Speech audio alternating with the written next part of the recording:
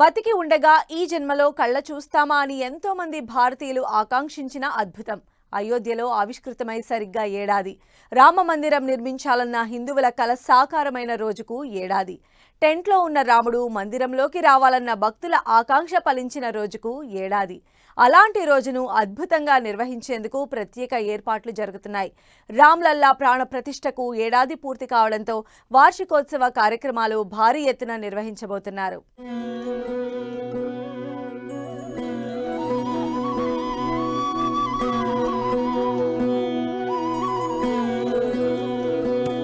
రామ్లల్లా ప్రాణ ప్రతిష్టకు ఏడాది. ప్రతిష్టాపన వార్షికోత్సవాలకు ప్రత్యేక ఏర్పాట్లు. అయోధ్య వీధుల్లో సందడే సందడి. వార్షికోత్సవాలకు ఎలాంటి ఏర్పాట్లు చేశారు? అయోధ్యలో కొలువుదీరిన బాలరాముడు రామ్లల్లాకు ఏడాది. నిండైన ముఖం, అమాయకంగా చిరునవ్వులతో చిద్విలాసంగా ఎంతో ప్రశాంతంగా ఉండే బాలరాముడి దర్శనం జీవితకాల పుణ్యం. నడక వచ్చిన బాలరాముడు ఎలా అయితే ఉంటాడో, ఎంత ముద్దుగా ఉంటాడో అలానే ఉంటుందా ప్రతిమ. పెద్ద కళ్ళు, కోలముక్కు, చిన్నగా ఉన్న నోరు, నవ్వుతూ ఉన్నప్పుడు బయటకు వచ్చే బుగ్గలు. ప్రతి ఒక్కరి కళ్లలో కలలో బాలరాముడి రూపం స్థిరంగా ఉండిపోతుంది అనడంలో ఎలాంటి అనుమానం లేదు.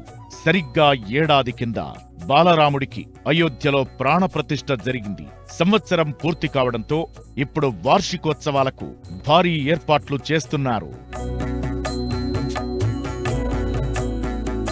రామ్లల్లా ప్రాణప్రతిష్ఠకు ఏడాది పూర్తి కావడంతో వార్షికోత్సవాలకు అయోధ్య ముస్తాబయింది. జనవరి 11 నుంచి 3 రోజుల పాటు అయోధ్యలో ప్రతిష్ఠ ద్వాదశి వార్షికోత్సవాలు జరగనున్నాయి. ఉత్తరప్రదేశ్ ముఖ్యమంత్రి యోగి ఆదిత్యనాథ్ రామ్లల్లా అభిషేకాన్ని నిర్వహించనున్నారు. ప్రతిష్ఠా ద్వాదశి ప్రారంభ రోజున రామ్లల్లా బంగారు వెండి దారాలతో ఢిల్లీలో తయారు చేసిన ప్రత్యేకమైన పీతాంబరిలో కనువిందు చేయనున్నాడు. ఈ కార్యక్రమాన్ని జిల్లా యంత్రాంగంతో పాటు శ్రీరామ జన్మభూమి తీర్థక్షేత్ర ట్రస్ట్ నిర్వహిస్తోంది. జనవరి 11న అయోధ్యధాంలో కొత్తగా నిర్మించిన ఆలయాన్ని స్థాపించి ఏడాది పూర్తవుతుంది.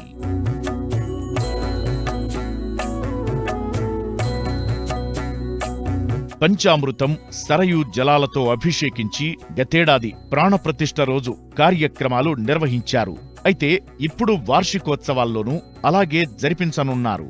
జనవరి 11న ఉదయం 10 గంటలకు అభిషేక కార్యక్రమం ప్రారంభమవుతుంది.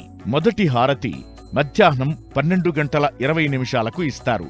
విఐపీలతో పాటు సామాన్యులు కూడా వార్షికోత్సవ కార్యక్రమాల్లో పాల్గొననున్నారు.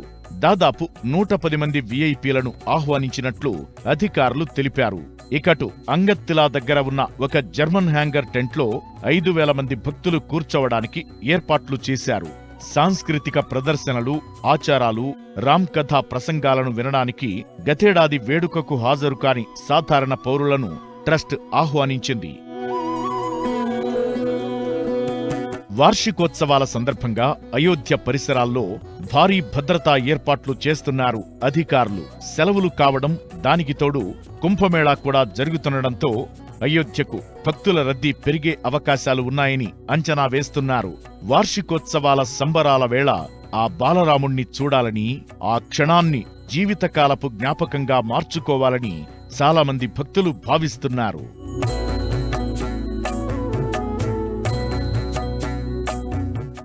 అయోధ్య బాలరాముడి ప్రాణప్రతిష్ఠ అంటే భారత రాజకీయ ఆధ్యాత్మిక చరిత్రలోని మహోన్నత ఘట్టం. దీంతో వార్షికోత్సవాలను కూడా అదే స్థాయిలో నిర్వహించాలని ప్లాన్ చేస్తున్నారు. ఈ 3 రోజులు అయోధ్య వాసులకే కాదు, దేశమంతా గుర్తుండిపోయేలా ఏర్పాట్లు చేస్తున్నారు. దేశవ్యాప్తంగా సాధువులు, భక్తులను ఆహ్వానిస్తున్నారు.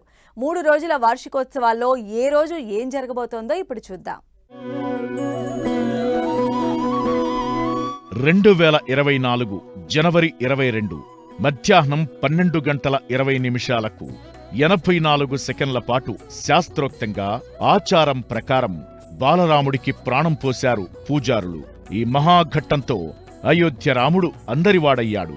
భక్తుల కోరికలు తీర్చే దేవుడిగా, ధర్మాన్ని 4 పాదాలపై నడిపించే యుగపురుషుడిగా భక్తకోటి నుంచి నిత్యం పూజలు అందుకుంటున్నాడు. అయోధ్యలో దాదాపు 8,000 మంది అతిథులు, ప్రపంచవ్యాప్తంగా టీవీ తెరలపై కోట్లాది మంది భారతీయులు భక్తి తన్మయత్వంతో చూసిన వేళ సాకేతపురిలో కొత్తగా నిర్మించిన ఆలయంలో 51 అంగుళాల బాలరాముడు కొలువుదీరాడు.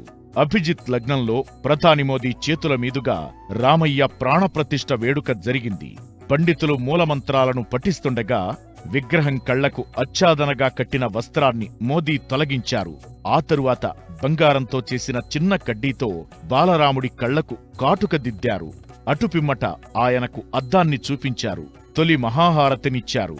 తామర పువ్వును రాముడి పాదాల దగ్గర ఉంచి మోదీ సాష్టాంగ నమస్కారం చేశారు. ఇలా ఏడాది కింద ప్రాణప్రతిష్ఠ క్రతువు జరిగింది. శ్యామల్ రాతితో చేసిన 51 అంగుళాల రాముడి విగ్రహాన్ని మైసూర్ శిల్పి అరుణ్ యోగిరాజ్ రూపొందించారు. యోగిరాజ్ రామయ్యను కమలంపై నిలబడి ఉన్న 5 ఏళ్ల పిల్లవాడిగా చిత్రీకరించారు. బాలరాముడి ప్రాణప్రతిష్ఠ జరిగి ఏడాది పూర్తవుతున్నా ఆ క్షణాలు ఇప్పటికీ ప్రతి ఒక్కరి కళ్ల ముందు కదులుతూ ఉంటాయి. ప్రతిష్ఠించింది ఆలయం మాత్రమే, ప్రతిమ మాత్రమే కాదు, కోట్ల మంది కల, కోట్ల మంది ఆశయం. అందుకే ఇప్పటికీ అయోధ్యలో కొండంత దేవుడు కొలువుదీరిన క్షణాన్ని గుర్తు చేసుకున్న హృదయము భక్తితో ఉప్పొంగుతుంటుంది. దీంతో ప్రాణప్రతిష్ఠ కార్యక్రమానికి ఏమాత్రం తీసిపోకుండా వార్షికోత్సవాలను నిర్వహించాలని ఆలయ ట్రస్ట్ నిర్ణయం తీసుకుంది. 3 రోజుల పాటు నభూతో అనే రేంజ్లో నిర్వహించబోతోంది. పూజా విధానాల నుంచి భక్తులకు రామయ్య విశేషాలు చెప్పేలా సాంస్కృతిక కార్యక్రమాల వరకు ప్రతి విషయంలోనూ ప్రత్యేక ఏర్పాట్లు చేస్తున్నారు.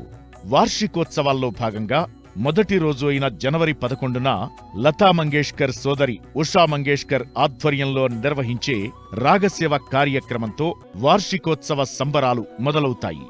ఆనందశంకర్ బృందంతో భరతనాట్య ప్రదర్శన ఏర్పాట్లు చేశారు. జనవరి 12న ఫోక్ సింగర్ శైలేష్ శ్రీవాత్సవ రాగసేవ ఉంటుంది. క్లాసికల్ సింగర్ కాలాపిని కొంకలి బృందం రామభజన కార్యక్రమాన్ని నిర్వహిస్తారు. రాకేష్ చౌరాసియా ఫ్లూట్ ప్రదర్శన కూడా ఏర్పాటు చేశారు. జనవరి 13న ఆర్తి ఆంకాలికర్ క్లాసికల్ ప్రదర్శనతో పాటు త్రిచూర్ బ్రదర్స్ రామ్ భజన కార్యక్రమం ఉంటుంది. ఇప్పటికే అయోధ్యలో పండుగ వాతావరణం కనిపిస్తోంది. రాబోయే 3 రోజులు రామభక్తులకు ఓ జ్ఞాపకంగా మిగిలిపోవడం ఖాయం.